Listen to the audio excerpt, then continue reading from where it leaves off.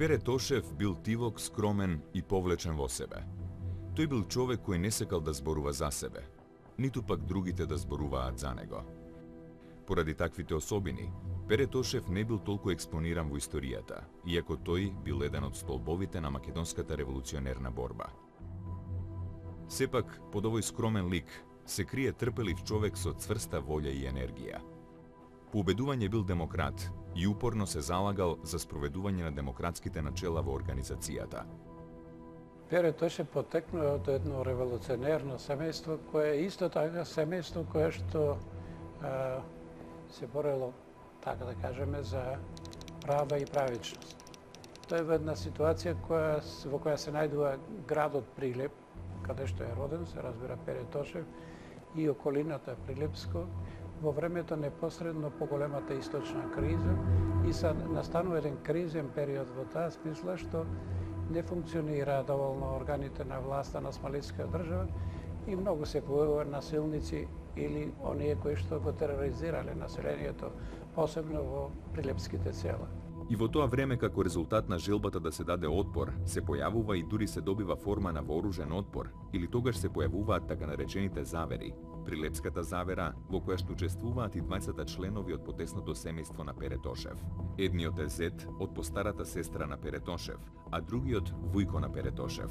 Едниот од нив е фатен и суден заради учеството во заверата и пратен на заточение на островот Родос, и тоа се случило во 1880 година.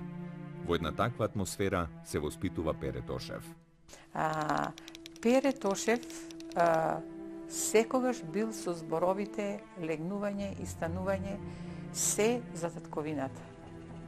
Тоа му било, значи, како, да не речам, една молитва. Основното образование го завршил во Прилеп. Во 1882-83 година се запишал во Солунската екзархиска гимназија Свети Кирил и Методи, каде во исто време се школувал и Ѓорđe Петров. Образовниот дел од животот на Пере Тошев личи на животите на другите видни дејци на македонската револуционерна организација. Имено секаде забележувам учество во некаков бунт, несагласување со екзархиските директори и задолжително исклучување од Солунската екзархиска гимназија. Тоа е гимназија во која наставата се изведувала на бугарски јазик и уште од својот зародиш оваа гимназија се нашла во центарот на сите револуционерни пулсации кои што се типични за младешкиот дух. Пере Тошев и Ѓорđe Петров, со уште десетина ученици, во 1884 година били исклучени од гимназијата поради учество во бунт кој бил насочен против политиката на директорот Ѓорги Кандиларов.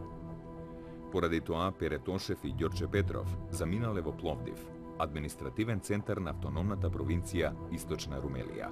Се разбира, главна причина за тоа исклучување, за тоа ученичко бунтување е всушност грубата екзархиска политика која што пред се спроведува строга дисциплина и навистина на сака и настојува од сите македонски ученици да направи вистински бугари по еден урнек на бугарските потреби и желби во Македонија и во таа смисла често пати во оваа гимназија се појавувале такви бунтови. Директорот на Пловдивската гимназија, по сугестии од екзархијата и од Солунската гимназија, не дозволил тие да се запишат веднаш. Независно од тоа, Пере Тошев останал во Пловдив, каде следната 1885 година се запишал во 6-ти клас. Уште кога заминува на школување во Пловдив, тука веќе одма се вклучува во македонските друштва кои што веќе од порано постоа и тој работи на нивно дури така реорганизирање и добивање еден друг карактер од добротворни, туку тие постануваат и револуционерни друштва. И во тоа време во Пловдив, Источна Румелија и во Софија, Кнежевство Бугарија, се одвивале подготовки за обединување на овие две бугарски области во една политичка единица. При тоа за свртување на вниманието од оваа цел, во двете провинции под покровителство на официјалните кругови се појавиле разни комитети кои го поставиле прашањето за ослободување на Македонија. Во таа смисла дури почнале да се испраќаат чети во Македонија. Во оваа еуфорична атмосфера, Пере Тошев се нашол меѓу основачите на Станимачкиот револуционерен комитет. Пере Тошев се носел со идејата со вооружена чета да замине за Македонија. И токму во тој контекст, Пере Тошев е еден од многуте доброволци кои се пријавиле да заминат за Македонија. Забраната за навлегување на четите во Македонија од двете бугарски области, непосредно пред чинот на обединувањето, ги открило задкулисните намери на бугарските власти со македонските емигранти. Обединувањето на двете бугарски области станало реален факт во септември 1885 година. Како последица на тоа, во ноември 1885 година, Србија ја објавила војна на Бугарија.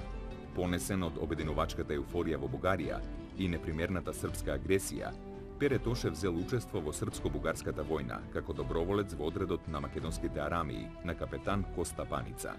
Во текот на краткотрајната војна, Пере Тошев покажал особена храброст во битките кај Сливница и Пирот, поради што бил одликуван со орден за храброст.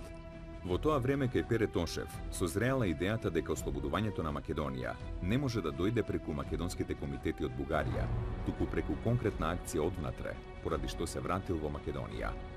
Околу 1890 година, Пере Тошев од Солун му пишувал на Ѓорче Петров, тогаш учител во Скопје, да се зафатат со формирање организација за ослободување на Македонија. Во 1892-93 година, Пере Тошев работел како учител во родниот Прилеп. Тогаш, за учител во Прилеп, бил назначен предприемчивиот Даме Груев, човекот кој целосно бил опседнат со идејата за формирање револуционерна организација. Темпераментниот Груев брзо се зближил со скромниот Пере Тошев, во кого наишол на вистински истомисленик по прашањето за ослободување на Македонија. Меѓутоа, повеќето прилепски учители биле со конзервативни идеи. Таквата средина не давала надеж за реализација на идејата. Поради тоа, Даме Груев по завршувањето на учебната година се заменал од Прилеп. Во есента 1893 година во Солун биле поставени основите на македонската револуционерна организација. Пере Тошев, иако не учествувал на основачкиот состанок, сепак тој се вброил во основачите на Битолскиот револуционерен округ, каде што бил надлежен за првиот претседател. И знам дека баба ми ги кажуваше зборовите дека земал 100 турски лири плата, сите ги давал за организацијата. Одел без чевли, со кожинки, баба ми му плетеле од волна чорапи, дебели, до над колена, изврзани со ортомчина, и така одел и во зимно време. Значи, сите пари ги давал за организацијата. И тоа е кога онај полет револуционерен кај младите, нели, како, кога планира како треба да се води борбата, почнуваат од ништо, нели, тоа е една мал кружок, главно од млади луѓе, од ученици и од неколку наставници, и тие во своите така размислување долгорочни плани како може ефикасно против една огромна империја, каква што беше Османлиската империја, може да се води успешна борба. И тие се понесуваат на чувство дека најефикасно средство е бомбите. Доволно да се наоружаат со бомби и да фрлаат по улиците и да нападнат на касарните и дека ќе свршат работата. Имаше до таа степен военни искажување има во тоа идеализирање, наречеме, меѓутоа тоа израз на едно и на херојство кое што треба да се покаже, дека треба да се употреба дури, да речеме, отрови, не само бомби. А за динамитот беше нешто фетиш, дека динамитот и бомбите се тие кои се најефикасни средства. Со малку сили дека ќе може да се стресе, како викаме, Османлиската империја и да се сврти вниманието на Македонија и македонското прашање пред секај големите сили. При разговорот со Груев, Пере Тошев го отворил прашањето за методите на борбата, преку кои ќе се реализира целта на организацијата – ослободувањето на Македонија. Пере, како индивидуалист и анархист, во прво време не верувал во идејата за масовно народно востание. Тој им оддавал предност на анархистичките акции со бомби и динамит, поради што инсистирал да се испратат луѓе во Европа, за да се запознаат со бомбанджилакот. Во 1895 година ќе има едно востание во летото, така нареченото Мелничко востание, кога чети на Врховниот македонски комитет ќе навлезат од Бугарија. Многумина од тие четници, тие учесници во тие чети имале племенита мисла за да се бора за слободата на својата родна Македонија, меѓутоа зад тоа стоело нешто друго, имено бугарската влада сакала оваа активност на македонската емиграција да искористи за своји цели во насока да дојде до меѓународно признавање на кнезот Фердинанд, кој иако бил бугарски кнез, меѓународно не бил се уште признат. Кога Пере Тошев ќе слушне дека четите се навлезени, тој знаел дека во Битолскиот регион каде што делувал едноставно немало доволно оружје.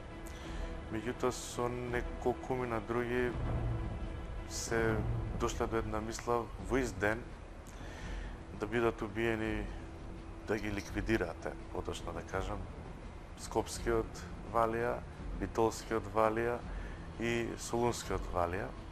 Дури била влечена и жребка кој кого треба да ликвидира.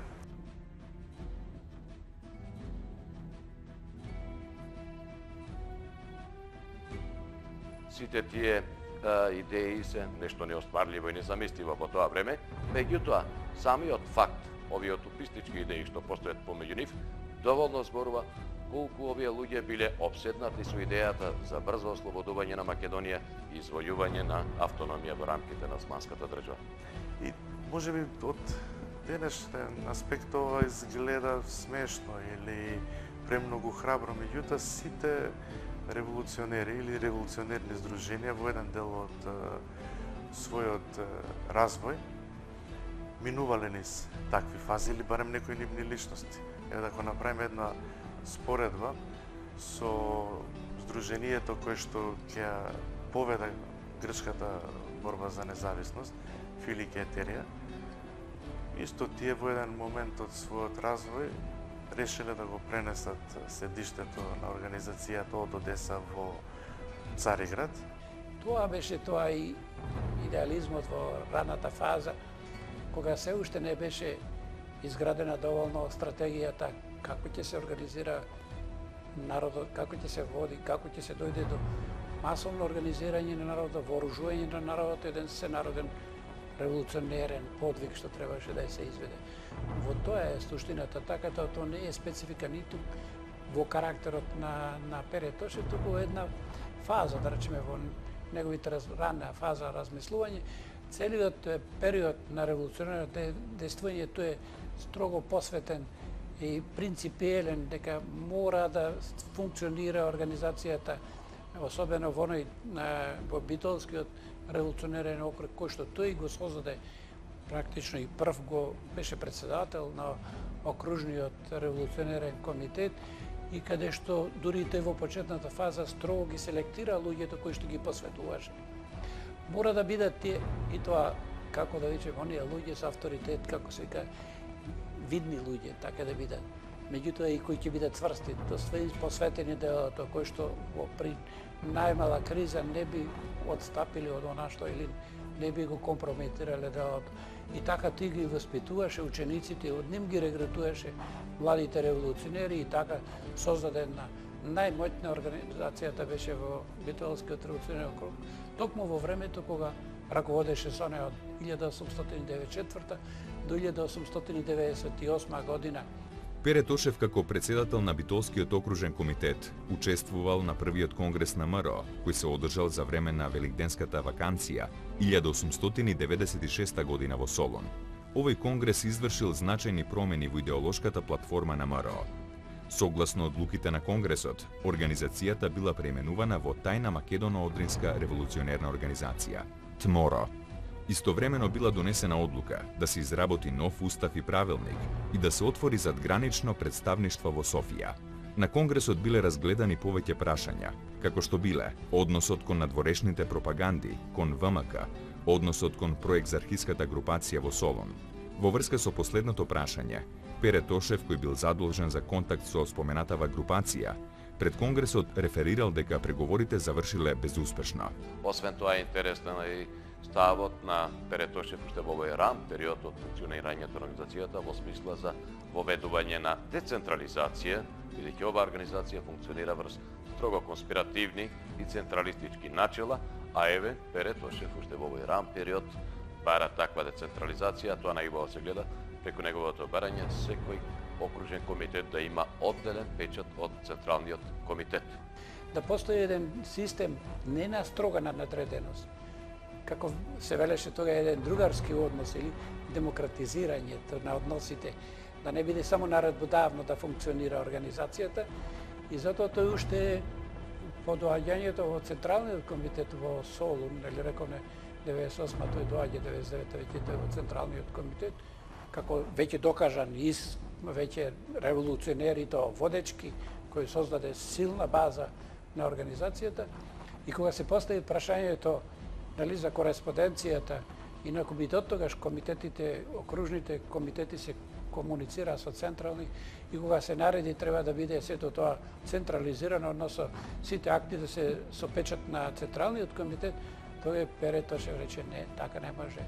Мора да има поголеми компетенции овие окружните комитети, тие носат целата купна одговорност, тие ги знаат состојбите на теренот, тие има и одговорност, затоа и треба да има поголем авторитет.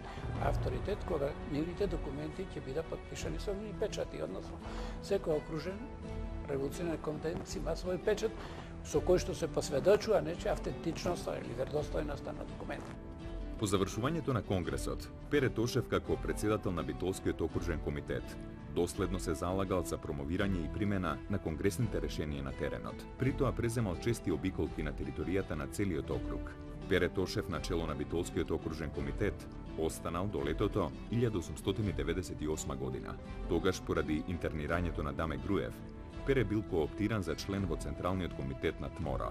Вклучувањето на Пере Тошев во Централниот комитет представува нова етапа од неговата револуционерна активност.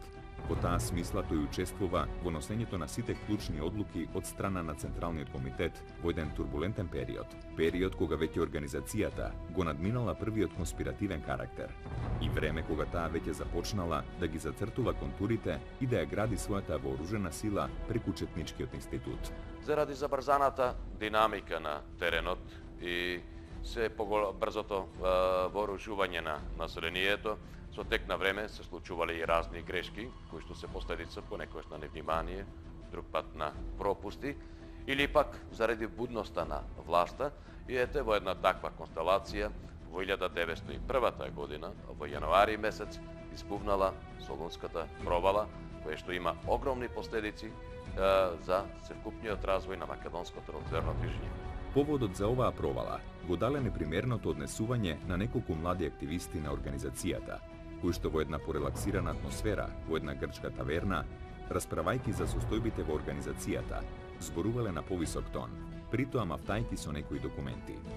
Гостилничарот го забележал нивното однесување и брзо пријавил на власта, и кога дошла да ги приведе, тие се обиделе да побегнат и при нивното бегство низ градот и намерата да се сокријат, тие се фатени и оттука всушност започнува еден расплет кој што има огромни димензии.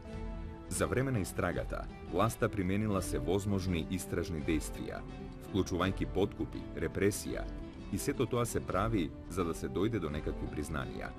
Во екот на таквата истрага, покрај другото, власта дошла и до имињата на членовите на Централниот комитет, вклучително и името на Пере Тошев. Од она што постои во судските документи и од протоколите и записниците за време на судскиот процес, кој што подоцна изведен во врска со оваа провала, факт е дека Пере Тошев е вклучен во многу работи и имал една од клучните улоги во Централниот комитет. Покрај другото, за време на истрагата, кај еден од учениците е пронајден записник и еден шифриран извештај во кој што се зборува за ископаниот тунел под Отоманската банка во Истанбул. Пронајдени се документи и докази во кои се зборува дека Пере Тошев всушност го подготвувал за литографирање правилникот за четите на Македонската револуционерна организација, кој претходно бил изработен од Гоце Делчев и Ѓорче Петров и бил испратен при Централниот комитет за одобрување, а потоа да се литографира и да се прошири на целата територија помеѓу активистите на организацијата. Во врска со оваа провала настрадале не само Солун и неговата поблиска околина, туку целиот Солунски округ, растурена е мрежата на организацијата, се до Гевгелиско, до Струмичко, до Енидже Вардарско, а тоа кажува колку било масовно македонското револуционерно движење во овој период. Согласно Османлискиот кривичен законник, односно членовите 56 и 58 од нивниот законник, тој и другите од Централниот комитет се обвинети заради дела сторени против целоста и интегритетот на османлиската држава, а за тоа се казнувало со смртна казна или во најблага форма доживотен затвор во окови. Како последица на тоа, Пере Тошев е осуден на 101 година затвор, и тоа затвор во окови во прогон, што подразбира дека подоцна треба да бидат испратени и спроведени во Мала Азија. Но најзначајното во обвинителниот акт, дека тие им се суди затоа што создале организација и се бореле за создавање македонска држава. Токму така, во некои, да речеме, формулации има дека создале организација за да предизвикаат револуција, во други дека восстание, меѓутоа главното обвинување дека тие сакале, значи, да го рушат системот на османлиска држава и дека крајната цел да се создаде македонска држава. Во јуни 1901 година Пере Тошев, Христо Матов, Христо Татарчев, Иван Хаджи Николов со уште 35 македонски затвореници од Брод биле транспортирани за подрум Кале во Мала Азија. Низ овој затвор поминале многу македонски патриоти. Многумина од нив таму ги оставиле своите коски за секогаш. Пере Тошев и неговите другари во подрум Кале ги затекнале Петар Попарсов, Мише Развигоров и други македонски затвореници, осудени во врска со виничката провала. Во јуни 1902 година, кон оваа група се придружил и Даме Груев, кој бил осуден во врска со Попставревата провала. На тој начин, во текот на 1902 година, на едно место во срцето на Азија, практично се наште најголем дел од основачите на Македонската револуционерна организација. Инаку може се спомним, по тоа прашање се расправаше и на заточение, веќе речи сите членови на Централниот комитет беа таму. И тука имаше веќе поделба, резка поделба, концепцијски или вака гледање на работите, меѓу еден други. Пере дури не сакаше да работи заедно со Матов и Татарчев, кога заедно се врати од заточение, крајот на август, почеток на септември. И тој остана доследен приврзаник дека треба организација да се децентрализира, да биде авторитет на личности, не на едно тело какво што беше само Централниот комитет, односно на председателот на Централниот комитет. Кога султанот Абдул Хамид II, по повод 25 годишнината од своето владење, прогласил амнестија за 36 македонски затвореници. Меѓу амнестираните бил и Пере Тошев.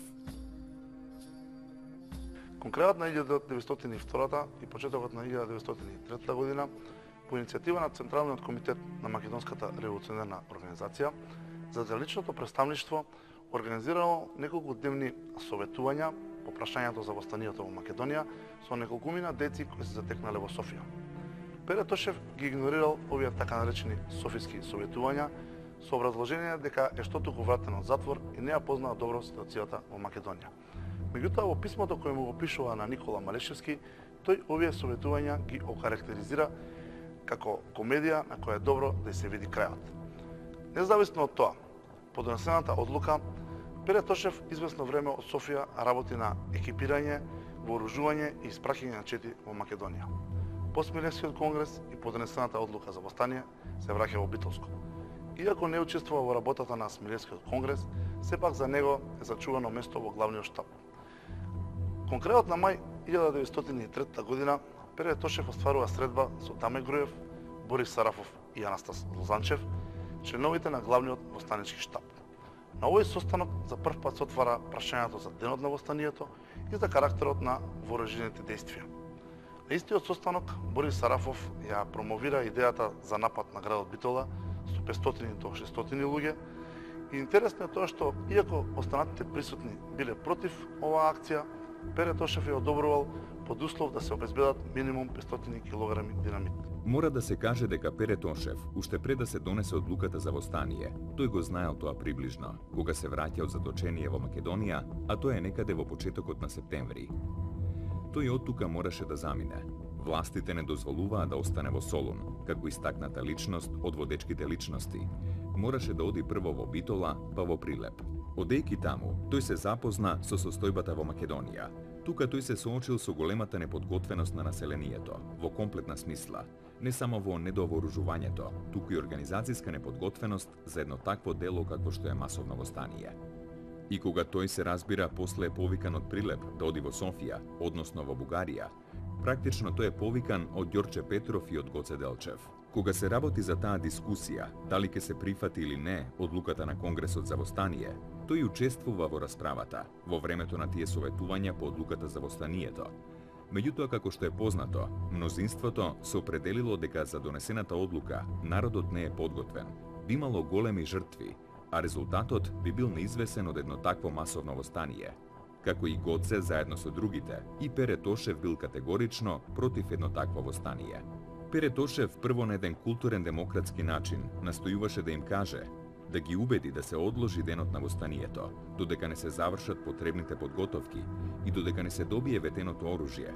Меѓутоа, кога не беше прифатено неговото барање за одложување, тој го напушти состанокот и се скара со Даме Груев, па се врати во Прилеп и во Прилепско, за да го чека понатамошниот развој на настаните. По Илинденското востание од 1903 година, МРО западнало во една посериозна криза, која што е и последица на поразот на востанието. Меѓутоа, тоа е и време кога се создале услови да се отвори една поширока дискусија, да се преиспита минатото и да се предвидат нови средства и методи за борбата во иднина. И исто така беше разочаран од состојбите што се случија по востанието и затоа беше така, да речеме, онај жесток поборник да се направи анализа на се она што се случи пред и за време на востанието и да се види зошто тоа се случи така, со сите последици од востанието и како треба да се организира, односно да се раководи организацијата и како да се изведуваат борбените дејства понатаму, за да не се повтори она што се случи со едно такво изнасилено востание. Во таа констелација, Пере Тошев по востанието останал на територијата на Битолскиот вилает и одржувал блиски контакти, разменувал мислења по овие прашања со двајцата авторитети од Битолскиот округ, во случајот со Дамјан Груев и Ѓорче Петров. Во екот на раната пролет, 1904 година, тие дури имале една заедничка дводневна средба во селото Селце, каде што се разговара токму за ова прашање. Меѓутоа, наместо да дојдат до некое заедничко решение и предлог за воиднина, во случајот времето го поминале во меѓусебни расправи, навраќајќи се на минатото, кој бил во право, кој не, кој бил за демократизација, кој за децентрализација, значи всушност не е изграден заеднички став. Независно од тоа што се разидувале во заедничките мислења, фактот што тие настојуваат да зборуваат за овие прашања меѓу себе, доволно зборува за потребата што сите ја чувствувале во себе, дека сепак треба да се бараат нови патишта и дека тие треба да се најдат низ еден диалог во кој што ќе учествуваат најстакнатите представници на движењето од Битолскиот револуционерен округ. И тоа не спомнав јас, дека Пере Тошев строго се придржуваше и ја прифаќаше стратегијата на Гоце Делчев, дека не со масовно востание, туку со исцрпување на османлиската војска, со мобилните сили, со четите, постојано, да се доведе во ситуација османлиска држава, да дојдеме до добивање автономија. Оти се знаеше дека соседите сака да ја поделат, големите сили не сакаа македонска држава и тоа беше единствената стратегија која што можеше да донесе резултат. Иако нема што би било кога би било во историјата, нели така? Меѓутоа важно по востанието кај водечките личности се отвори проблемот како понатаму. И сега имаше жестока поларизација помеѓу Даме Груев, кој беше за строгата централизација, пранешниот систем, примената на исти такт, и Пере Тошев, кој просто застана дека мора да се менува, да се реорганизира организацијата, да се демократизира и да ја промени тактиката во новите повостанички услови, дека треба нова стратегија и нова тактика на дејствување. Тука беше главниот конфликт и кога дојде таму да се расправа, значи тие двајцата кои што беа и блиски, соработници и така содейственици, тука жестоко се поделија. Во екот на овие дискусии за надминување и разбистрување на многу од прашањата кои биле отворени во таа смисла, е свикан и организиран така наречениот Прилепски подвижен конгрес, бидејќи делегатите подолго време се движеле по прилепските села, затоа уште е и наречен подвижен конгрес. Се разбира, сето тоа е правено од превентивни причини. Тоа е конгрес на кој што всушност сите овие прашања за децентрализација добиле полна афирмација, а нивен главен застапник е Пере Тошев, кој што подготвил и специјален проект правилник, во кој што до највисоко можно ниво ги спроведува и налага принципите за демократизација и децентрализација. Сепак, иако и Дамјан Груев на овој конгрес не успел да го наметне своето мнение, сепак му било дозволено и тој да подготви еден проект правилник, кој што бил познат како образец 2, а оној што го подготвил Пере Тошев бил познат како образец 1. Па двата проект правилника подоцна се испратени на разгледување во другите окрузи на Македонија и всушност тие треба да послужат како платформа за идниот општ конгрес и како појдовна основа, значи за целосното устројување на организацијата. И на конгресот едните и другите настапија, Пере настапи со една долгорочна програма за действување на организацијата со многу елементи. Не само револуционерна борба, тука економска, социјална и други, на културен план, комплетна една програма и од друга страна изготви посебен правилник за да се отфрли стариот, кај што имаше строга централизација, а донесе правилник каде што ќе се децентрализира власта, односно власта ќе се пренесе на окрузите, веќе окрузите се тие кои што раководат, кои што знаат состојбата на теренот, кои што комуницира народот, кои знае подготвеноста, расположението на народот тука и дека тие треба да имаат, да речеме, решавачка улога во многу работи што од општо значење за организацијата за да може да има успех. И тука беше таа жестока борба меѓу централизацијата строга и строга надреденост и така речем децентрализацијата. Но Пере Тошев не беше да има автономија, да речеме, окрузите, туку да има еден централен комитет, врховно тело, меѓутоа кое што сите одлуки ќе бидат поминат низ окружните, дури се одеше до местните комитети, до најдолу до селските комитети, значи да има изборност. Нема некој сам да се постави, туку мора да го изберат, а за да го изберат треба да се докаже од местните селски комитети, преку околиските комитети, окружните комитети до централниот комитет. И тоа доди на собранија. Значи, таа практично предлагаше еден современ за тогашните услови парламентарен систем, за разлика од овој парламентарен во буквална смисла, бидејќи се подведуваше под изборност и тука немаше да има случајности, немаше да има случајни луѓе кои влегле и кои што можат да нанесат штета на организацијата. Тоа беше суштинската разлика.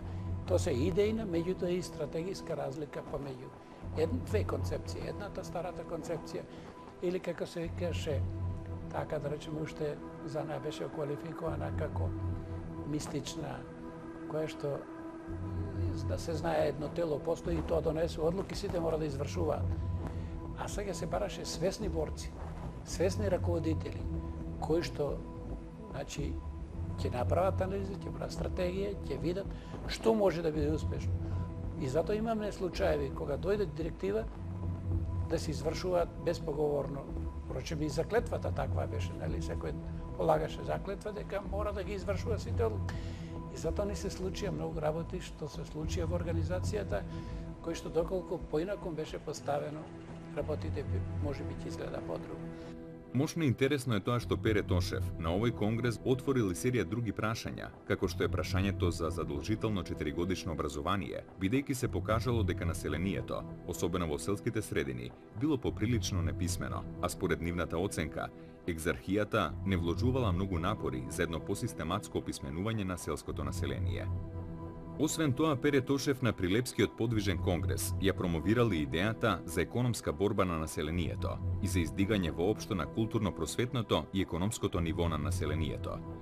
И во тој поглед тој сметал дека земјоделството во тој крај е прилично заостанато. И во таа смисла дури предлагал организацијата специјално да организира луѓе кои што се избираат од областа и да ги испрати по селата со цел да вршат обука на населението и да ги тераат да садат и да одгледуваат култури кои што се подоходовни и кои што се поконкурентни на пазарот, за да може да се подобри нивната материјална положба. Кон крајот на декември 1904 година, Пере Тошев, напуштајќи ја Битола, се приклучил кон четата на Петар Рацев.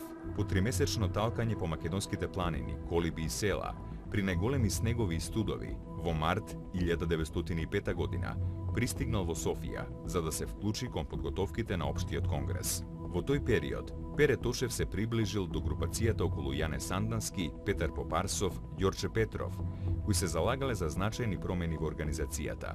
И затоа на Рилскиот конгрес најголемиот резултат беше токму тоа. Прво, се донесе нови акти, устав и правилник, што е многу важно, со она што рековме во голема мера демократизацијата представена низ правилникот на Пере Тошев поранешно и сега кој влезе како устав на организацијата што беше прифатен на Конгресот.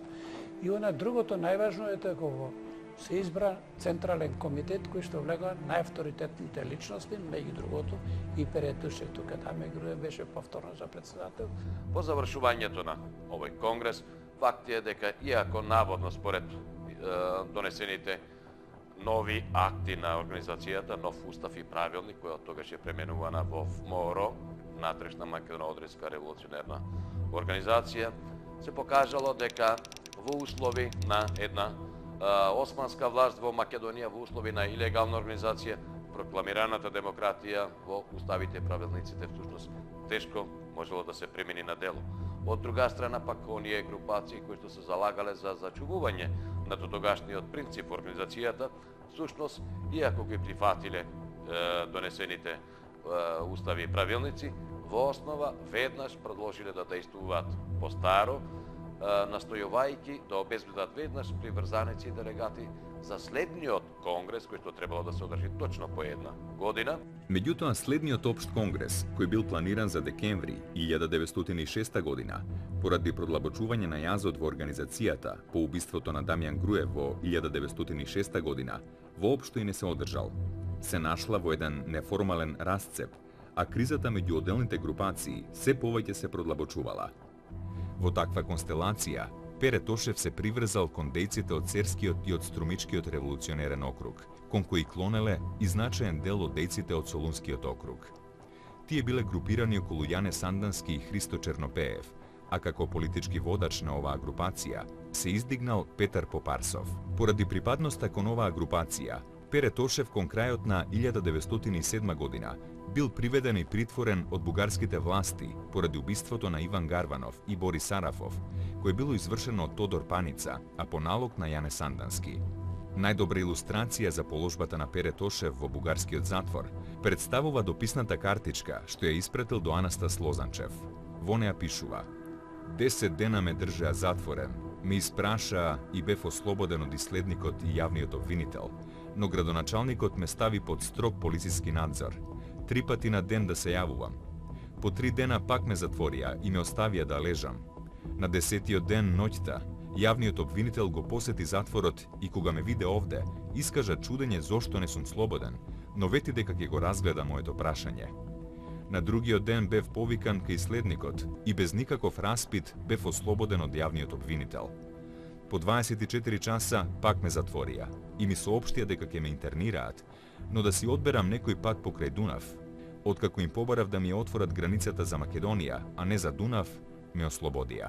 Во втората половина на 1911 година, Пере Тошев го напуштил Солун поради здравствени причини и заминал во Софија на лекување. При тоа мора да се има предвид дека тоа е време кога балканските монархии, Србија, Грција и Бугарија, веќе го подготвувале патот за балканските војни и за поделбата на османлиското наследство на Балканот, во чиј што центар се наоѓала Македонија. И во една таква ситуација, Пере Тошев во Софија, Бугарија, имал можност да го почувствува подвоениот амбиент и атмосферата која што се градела за сметка на Македонија. Всушност, тоа морално го поразува, бидејќи почувствувал дека наеднаш во еден миг можат да бидат загрозени и поразени сите идеали, не само загрозени, можат да бидат поразени сите идеали на многу македонци, дејци, кои што дотогаш биле негови соборци, кои што дотогаш ги положиле своите животи за Македонија. Во една таква ситуација, откако веќе разбрал за постоењето на еден таков договор за поделба на Македонија, Пере Тошев се обидел дури да протестира пред бугарскиот парламент, меѓутоа насилно бил отстранет од таму и револтиран од сета состојба, донел одлука да замине и во пресрет на она што предстои да се најде во родната Македонија. Иако истоштен и со нарушено здравје, Пере Тошев во тоа време гледа што ќе се случи со татковината и тој решава да се врати во Македонија и таму, ако треба животот да го загуби, таму да загине. И со таа мисла тој тргнува. Уште не е докажано кој и како го извршил предавството. Меѓутоа, по се изгледа, османлиските власти преку турскиот комесаријат во Софија го следеле неговото движење и ги следеле неговите намери и ги дознале навреме. Па кога Пере Тошев се обидел да го визира сопствениот пасош во комесаријатот во Софија, всушност неговиот пасош бил обележан со нагорување цигара на задната страна на корицата, а со тоа практично бил даден и сигналот за тоа која е личноста која треба да се следи понатаму, откако ќе влезе на територијата на Македонија и која што треба да биде ликвидирана. Откако го добил пасошот в раце, дел од неговите пријатели, која го забележале таквото одбележување на пасошот, му сугерирале да не оди во Македонија, меѓутоа тој инсистирал на тоа по цена, како што рекол самиот, дури да го загуби сопствениот живот. На предупредувањето на пријателите, Тошев возвратил: "За мене нема поголема среќа од тоа да си ги оставам коските во родната земја." Пере од Софија тргнал со воз и преку Пирот, Ниш, Скопје, Велес на 4. мај 1912 година стасал на станицата во Грацко. На станицата во Грацко го изнајмил кираџијата Иван Тевов од село Мрзен, за да му го носи куферот со личните работи. Попладне, двајцата тргнале кон село Фариш на семејниот имот на Тошеви. На излезот од Дреновската клисура, Пере и неговиот сопатник биле пресретнати со истрели од заседа.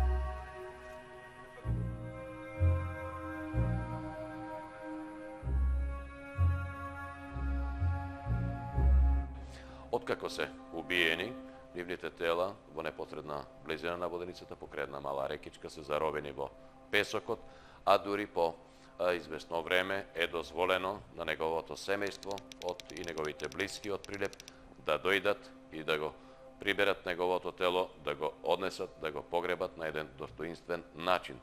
Во меѓувреме била импровизирана и некаква истрага, односно е доведена известна комисија која што требала да спроведе истрага, меѓутоа таа всушност настојувала да ја заташка работата, па нејзините резултати се сведувале на тоа дека наводно убиството е извршено можеби од некои локални турци од блиските околни села. Зетот на Пере Тошев, значи Ицко, зетот од сестрата на мојата прабаба Злата, неговата сестра, отишле од Прилеп да го земат таму и 2 недели не биле вратени. Дома страхувале да не се и тие отепани од турците. Меѓутоа, кога си дошле по 2 недели, кажале дека не смееле одма да се врата, дека сликата била страшна од убиството на Пере Тошев, дека немале во што да го погребаат, селаните во Фариш многу му излегле во пресрет и во железни канти, како што биле исечени, така ги собрале и ги закопале во Фариш.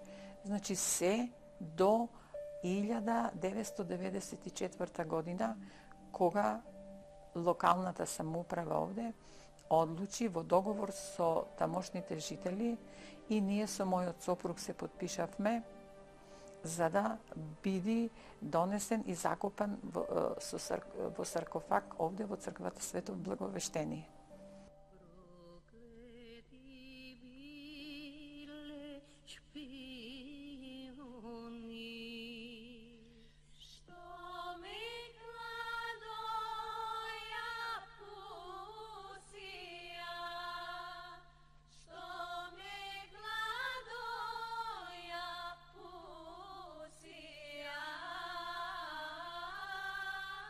Пере Тошев многу сакал да ја види слободна Македонија, меѓутоа, не дочекал да ја види слободна Македонија.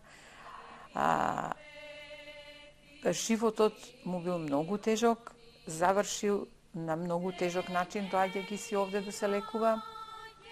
Читајќи ја беседата за Пере Тошев, која ја напишал неговиот другар Ѓорче Петров, највеќе впечаток ми остави една негова мисла.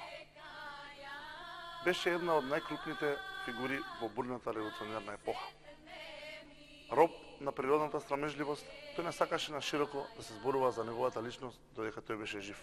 Оваа негова желба остана како завет кај неговите другари и по неговиот трагичен крај.